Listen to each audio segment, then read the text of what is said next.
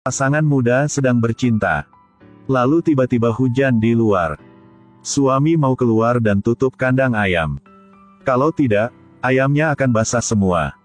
Meskipun istri merasa sangat tidak bahagia, tapi tetap memutuskan untuk membantu suaminya. Tutup dengan cepat untuk melanjutkan yang sedang lakukan. Tapi tidak sangka, kandang ayam tiba-tiba runtuh. Tuangkan semuanya pada suaminya. Pipa baja menembus dadanya. Jadi orang-orang di desa mengadakan pesta makan. Makan sambil ngomong kosong. Mengatakan itu karena takdir Xiao Fang terlalu ketat. Ini adalah suami kedua yang dia bunuh. Kepala desa adalah orang yang sangat antusias. Dia melihat bahwa Xiao Fang masih muda tetapi janda. Membantu dengan pengaturan pemakaman. Ketika pendesa pergi, dia mengungkapkan wujud aslinya. Bergegas ke kamar Xiao Fang. Dia melihat sosok yang enak Xiao Fang. Tiba-tiba berubah menjadi binatang buas. Maju ke arah Xiao Fang. Xiao Fang yang berjuang dengan keras. Pada saat ini, istri kepala desa mengetuk pintu. Melihat istri masuk, hewan liar menjadi anjing rumah. Bahkan memfitnah Xiao Fang, yang merayunya terlebih dahulu. Istri kepala desa baru saja mendengar itu. Lalu mulai jadi marah sama Xiao Fang. Kepala desa takut membuat masalah besar. Tarik istrinya kembali. Xiao Fang yak malang harus menderita secara diam-diam. Tapi tidak disangka bahwa istri kepala desa sedang mencari sekelompok preman di desa. Katakan padanya untuk berurusan dengan Phoenix kecil. Kaksu, Huani. Semuanya berakhir. Aku akan dapat apa sih? Hanya saja kamu melakukannya dengan baik. Mau apa? Aku juga kasih semua. Preman melakukan kehendak Su Hua. Menipu Xiao Fang ke hutan belantara yang sunyi. Xiao Fang menyadari segalanya, jadi dia pergi. Tetapi diblokir oleh Su Hua. Dia suka merayu pria. Satu kain yang kotor. Biarkan aku melihat ada pria lain yang menyukai kamu. Preman itu tahankan Xiao Fang ke tanah. Su Hua berdiri di samping dan menyaksikan. Xiao Fang mempertaruhkan nyawanya. Lalu bertarung dengan Su Hua. Satu orang menarik rambut yang lain. Satu orang menggigit tangan yang lain. Pada akhirnya, Su Hua membuat kesalahan. Dorong Xiao Fang ke bawah tebing. Dua orang panik. Jatuh dari tebing yang begitu tinggi, siapa yang bisa membantu? Mereka bertingkah seperti mereka belum pernah ke sini. Xiao Fang yang jatuh dari tebing. Seorang wanita tua dengan rambut abu-abu muncul. Pria itu ingin bermain trik dengan wanita di lapangan yang kesepian. Di sebelahnya ada seorang wanita yang menonton. Dia mati-matian berjuang di depan pria itu. Tapi dihentikan oleh wanita lain. Saat mereka bertengkar, secara tidak sengaja mendorong wanita itu ke bawah tebing. Saat Xiao Fang bangun, menemukan dirinya diselamatkan oleh seorang wanita tua. Sebelum pergi, wanita tua itu memberi Xiao Fang sebuah ornamen. Katakan padanya untuk memakainya di pinggangnya. Akan membawanya keberuntungan. Xiao Fang setengah percaya dan setengah curiga mengenakan item di pinggangnya. Di jalan pulang, Xiao Fang bertemu dengan seorang pria dari desa yang sama. Pria itu mengingini kecantikan Xiao Fang. Terus minta Xiao Fang makan samanya. Meskipun Xiao Fang menolak, tapi masih diseret oleh pria itu. Pria saat mabuk. Letakkan tangannya di bahu Xiao Fang. Pengakuan akan segera memainkan pertunjukan. Pada saat ini, segerombolan preman menuntut untuk menagih hutang pria itu lagi masuk. Pemimpin baru saja melihat. Lagi jadi sangat panik. Jatuh dari tempat yang begitu tinggi. Dan Xiao Fang masih duduk di sini dengan sehat. Pria itu memohon kepada preman itu untuk beberapa hari lagi. Tapi preman itu mengeluarkan senjatanya. Bidik kepala pria itu menyuruhnya membayar segera. Xiao Fang menyuruh preman untuk tidak main-main. Si preman mengarahkan senjatanya ke Xiao Fang lagi. Xiao Fang tidak takut. Mendekat padanya. Pernah dibunuh olehnya sekali. Juga tidak takut lagi. Anak buah menasihati si preman untuk tidak gelisah. Tetapi selama berjuang, tidak hati-hati lagi tembak. Satu tembakan di pinggul Xiao Fang. Xiao Fang juga jatuh sesuai suara tembakan. Pria itu melihatnya. Memegang botol ingin hidup dan mati dengan preman. Tapi saat ini, Xiao Fang berdiri lagi seperti keajaiban. Seolah-olah tidak terjadi apa-apa. Para preman terlalu takut untuk melarikan diri. Besok harinya, pria itu datang untuk mencari Xiao Fang lagi. Ketika dia bangun, dia menemukan bahwa mulutnya bengkok dan matanya juling. Semoga Xiao Fang bisa menyelamatkannya. Xiao Fang rasa sangat aneh. Dirinya bukan bidadari. Bagaimana bisa sembuhkan penyakit ini? Tapi pria itu bertekad. Xiao Fang tidak punya pilihan. Tampar dia satu tamparan. Tapi tidak disangka, pria itu dapat satu tamparan dan kemudian dia benar-benar pulih.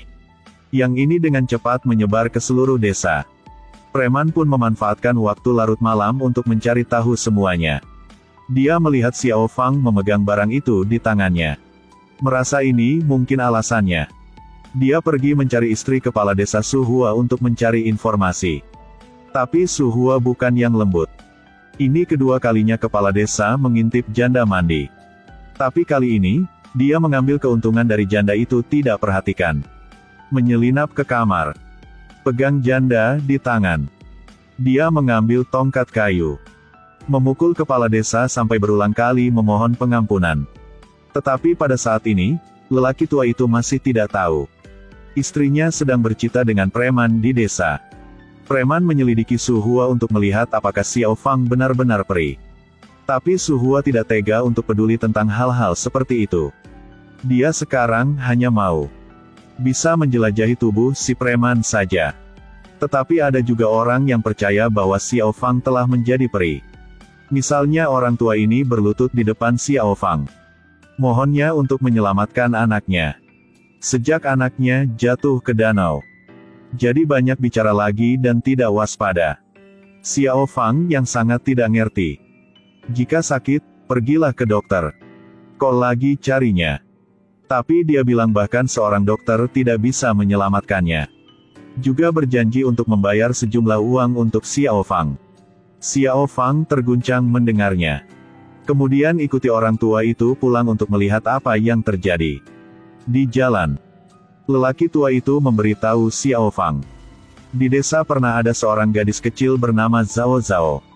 Hamil saat umur 16 tahun. Tidak bisa berpikir jernih, jadi melompat ke sungai. Mungkin anaknya dirasuki oleh gadis ini. Itu yang benar. Mulut putranya terus bergumam, Zhao Zhao sangat dingin. Jelas 3 jiwa dan 7 ketukan. Xiao Fang memutuskan untuk pergi ke tepi sungai. Mencari seorang gadis bernama Zhao Zhao untuk diajak bicara. Pria tua itu sangat senang. Rela dengan sukarela memberinya sedikit uang. Tapi Xiao Fang tidak tahu apa-apa. Dia berpura-pura memanggil gadis itu. Tapi seekor anjing putih hamil muncul. Kamu sangat muda. Tapi hamil. Bajingan itu benar-benar tidak tahu bagaimana mengatur diri mereka sendiri. Pria tua yang mengikuti mendengar kata-kata Xiao Fang. Dia pikir dia benar-benar berbicara dengan gadis itu. Membuatnya terlalu takut untuk mengatakan yang sebenarnya. Sebenarnya itu adalah putranya yang membuat gadis itu hamil. Putranya yang tidak mau tanggung jawab. Jadi gadis itu bunuh diri dengan melompat ke sungai. Ketika Xiao Fang mendengar itu, dia sangat marah. Menyuruhnya dan putranya untuk berlutut di tepi sungai untuk meminta maaf. Tapinya, kepulan asap putih lewat. Ayah dan anak pingsan. Di tepi sungai, seorang gadis benar-benar muncul. Janda yang keluar tidak pernah memakai pakaian dalam.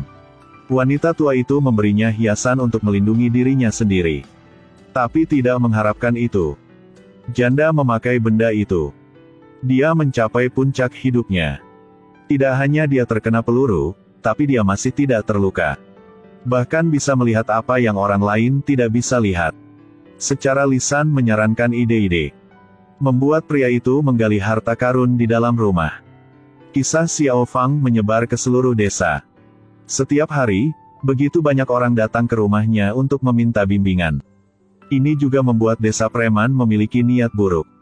Xiao Fang tidak memakai pakaian dalam di luar. Tiba-tiba sebuah tangan menutup mulutnya dari belakang. Tariknya. Setelah bangun, dia menemukan dirinya dikelilingi oleh beberapa preman. Pikir mereka akan memainkan sesuatu. Tapi tidak menyangka mereka datang karena perhiasannya. Untungnya dia tidak membawanya malam ini. Tapi berandalan tidak akan memaafkannya. Dalam situasi yang mendesak, Tie Puong ngomong kosong.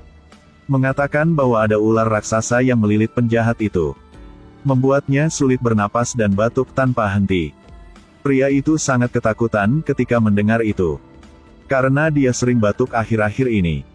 Pada saat ini, tiba-tiba angin dingin bertiup. Buatnya takut dan lari. Keesokan harinya, seorang pria gemuk dari desa yang sama sedang makan malam dengan istrinya. Matanya terpaku satu sama lain. Tidak ada semangat. Istri berbicara dengannya. Dia tidak bereaksi sama sekali. Tiba-tiba mulai kejang-kejang menggelegak di mulut. Tapi punya vitiligo. Sang istri pergi ke dokter untuk berobat. Tapi dokter menggelengkan kepalanya. Dirinya telah berlatih kedokteran selama lebih dari 10 tahun tapi tidak pernah mengalami hal seperti ini. Dia juga tidak tahu bagaimana. Istrinya yang gemuk datang untuk mencari Xiao Fang. Dia memohon Xiao Fang untuk menyelamatkan pria gemuk itu. Tapi dalam perjalanan ke rumah pria gendut, Xiao Fang bertemu seorang gadis. Ibuku terluka. Minta selamatkan ibuku. Gadis kecil menarik tangan Xiao Fang. Bawa dia di bawah pohon tua. Xiao Fang melihatnya. Ibunya adalah musang kuning. Kamu lakukan apa di sini? Cepat dan ikutiku untuk menemukan Wang He. Kamu tidak melihat bayi sebesar ini kan? Tidak. Pria ini memiliki mata kusam, lagi tidak biasa batinnya. Kemudian mulai kejang-kejang berbusa di mulut. Keluarga mengundang banyak dokter untuk datang, tetapi mereka semua menyerah. Mereka harus pergi mencari janda terkenal di desa. Di depan rumah pria itu, janda melihat musang terperangkap dalam perangkap tikus. Dia tiba-tiba mengerti penyebab insiden itu. Xiao Fang membakar jimat dalam mangkuk. Dan menyuruh pria itu meminumnya. Jamin bahwa 7.749 tahun dari sekarang dia tidak akan aman. Tapi mulai sekarang, jangan tangkap musang kuning. Saat Xiao Fang berjalan kembali, lagi mampir rumah bibinya. Tapi belum masuk pintu, mendengar tangisan di dalam rumah. Sekelompok preman sedang mengancam bibi. Menyuruhnya untuk membayar hutang atas nama putranya. Tapi wanita tua itu, bagaimana bisa membayar hutang anaknya? Xiao Fang mengeluarkan banyak uang dan melemparkannya ke preman. Suruh mereka keluar. Para preman yang menghormati Xiao Fang memiliki kekuatan sihir. Harusnya pergi. Dia mendengar bibinya memberitahu. Sepupu dan ipar suka judi. Berjudi dan kehilangan banyak uang. Masih berutang besar. Bahkan tidak bisa pulang sekarang. Xiao Fang menemukan sepupu dan saudara iparnya. Beritahu mereka untuk berhenti berjudi. Perlakukan ibunya dengan baik. Tetapi kakak laki-laki tertua mengambil kesempatan untuk meminta Xiao Fang membantunya mengubah peruntungannya. Berjanji tidak akan terlibat dalam perjudian mulai sekarang. Rajin berdagang saja. Xiao Fang percaya padanya. Dia mengeluarkan jimatnya. Selama mereka membawanya, keberuntungan akan datang. Tapi ada satu syarat. Berkewajiban untuk memperlakukan ibunya dengan baik. Jika tidak, mantranya akan kehilangan efeknya. Mereka memastikan. Sangat senang sampai tidak bisa menutup mulutnya. Tapi belum beberapa hari, mereka datang untuk menemukan Xiao Fang lagi. Mengatakan bahwa akhir-akhir ini sulit untuk melakukan bisnis. Ingin minta Xiao Fang membiarkan mereka beberapa jimatnya lagi. Xiao Fang juga tidak banyak pikir. Mengatakan bahwa dalam beberapa hari dia akan membawanya ke rumahnya. Nyaman untuk mengunjungi bibinya. Ketika kakak ipar mendengar ini, dia panik. Tapi juga tidak bisa lakukan apapun. Xiao Fang menganggur tanpa melakukan apa-apa. Sering jalan-jalan di hutan. Tapi tiba-tiba mendengar suara aneh. Dia bergegas untuk memeriksa. Lalu pemandangan di depan mata buatnya jadi kaget.